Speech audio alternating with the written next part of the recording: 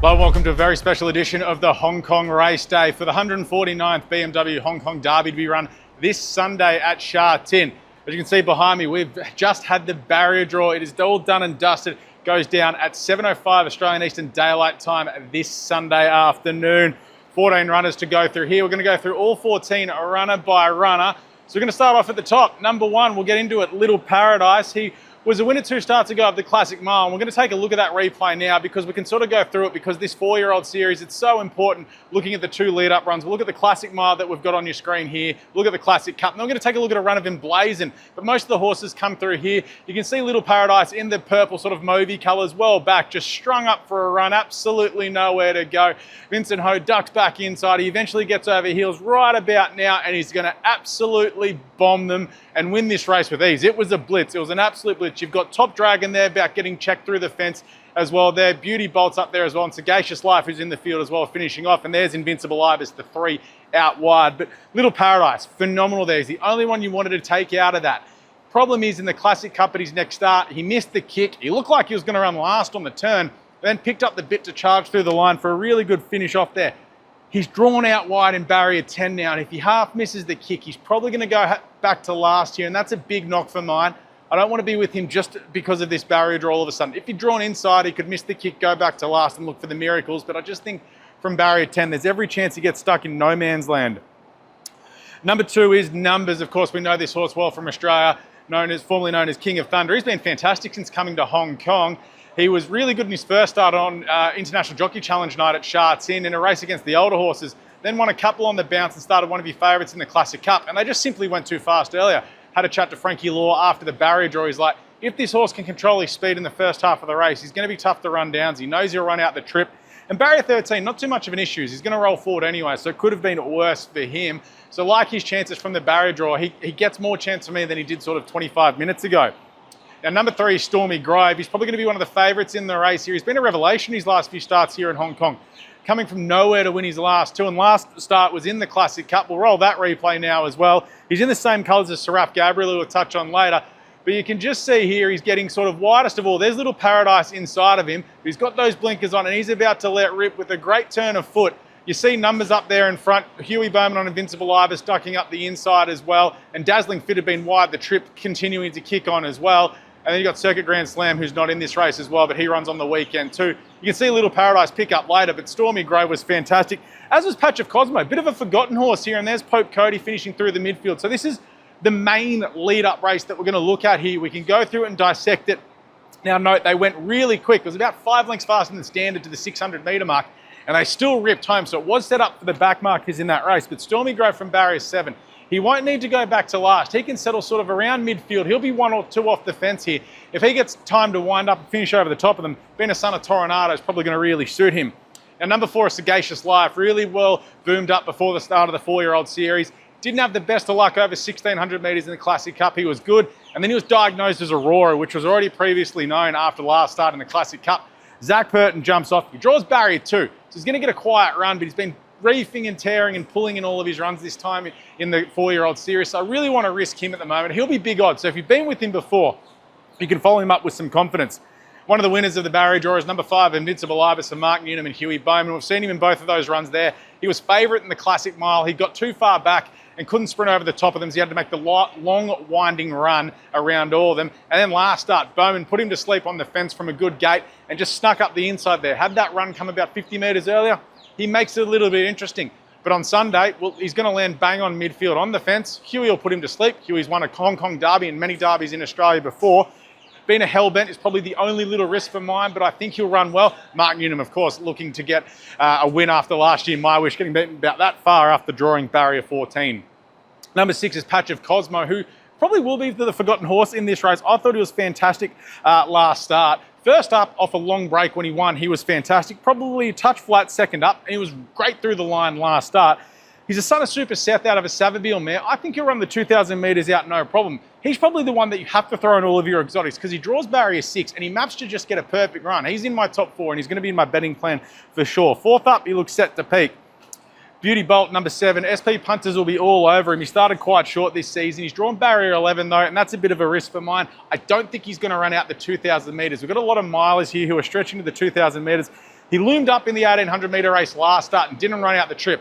J-Mac had already jumped off this horse before the flights were cancelled across to here, or the flight that he couldn't get on. So that's a bit of a note as well, that J-Mac wasn't going to ride him in this race as well. I wanted him to draw inside for his best chance here. Now, number 8 is the most interesting runner in this race, Emblazoned. He's the X Factor. He's won 4 or 5 this season. It should be 5 or 6. He won a race that was called off halfway through here. We're going to take a look at a replay where this is his last start win over 1,400 metres. First time over 2,000. He's a son of Zoustar. He's in the yellow and red colours, getting in the middle of the track now. Jerry Chow's just been on board this horse, and he's been riding a stack of winners for these owners this season with this horse and Lucky Sam Gore. And everything that gets thrown at him, he just keeps on continuing to win. He's a horse that you really can't put a ceiling on because he just keeps on winning. 2,000 metres is obviously the biggest risk here, but you can see there he's sort of holding them all off late. He's got the job done. He's won by a length over Juno Pride there, who's in this race as well. But he's a real X Factor. I don't know what to do with him from barrier 8. He's going to be well found. You've got to risk one somewhere. I'm going to take him on, but he comes out and wins. I'm not going to be shocked. Jerry is absolutely flying at the moment. Number 9 is Top Dragon. Draws the inside barrier here, barrier 1. He was good in the Classic Mile when he sort of got put through the fence there. And then last start, he was half slow against the older horses over a mile. Didn't have much luck and probably should have won that race here. He draws to get a good run. He'll be put to sleep on the inside for Andrea Adzani from barrier 1. He's going to get a great run on the map here. It's just a matter of whether he runs out the 2,000 metres because he keeps missing the kick as well, which is a bit of a worrying habit, but he's going well.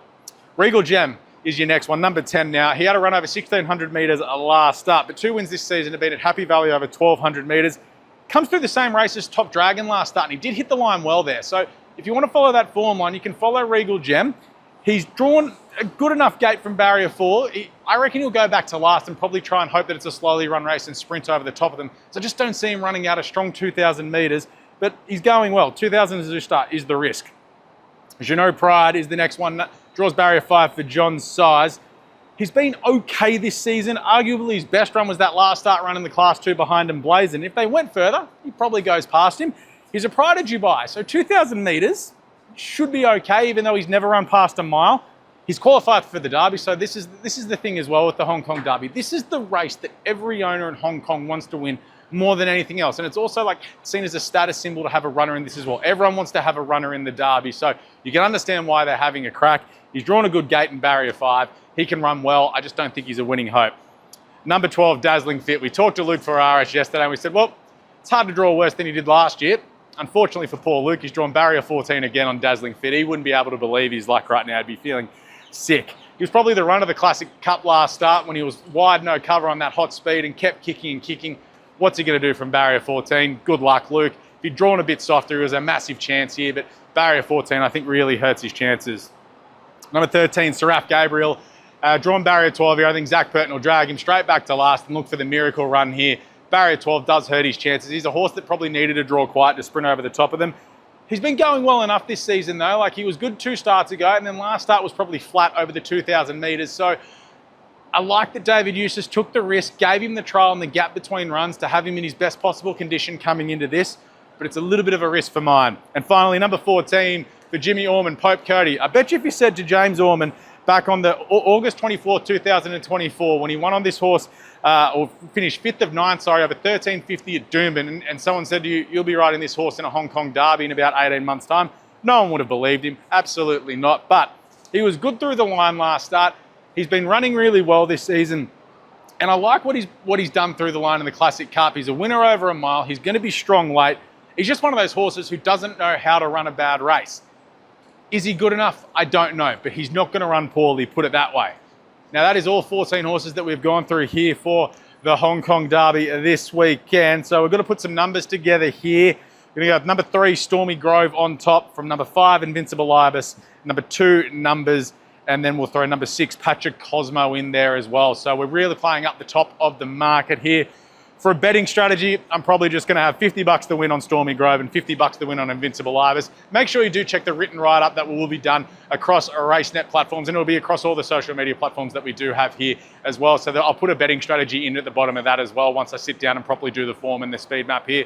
But that's all 14 runners done and dusted for this weekend's Hong Kong Derby. Of course, make sure you can watch the Hong Kong Derby live on Racenet this weekend. If you go on the Racenet website, there's a pop-up that'll pop up in the bottom right-hand corner of the screen. You can hit play. You get the live feed all afternoon. We've got 10 races on the card this weekend. Of course, the Hong Kong Derby is going to be going to the gates at 7:05 Australian Eastern Daylight Time. It is race number 7 on the card. It's 4:05 here in Hong Kong this Sunday. Good luck if you're having a bet this weekend. We'll put out a video later in the week, on Sunday probably, with our best bets on the card this weekend. It'll probably come up in the last event. Not going to give too much away, but I'm looking forward to having a bet this weekend. And good luck in the Hong Kong Derby this weekend. Imagine what you could be buying instead. For free and confidential support, call the number on the screen or visit the website.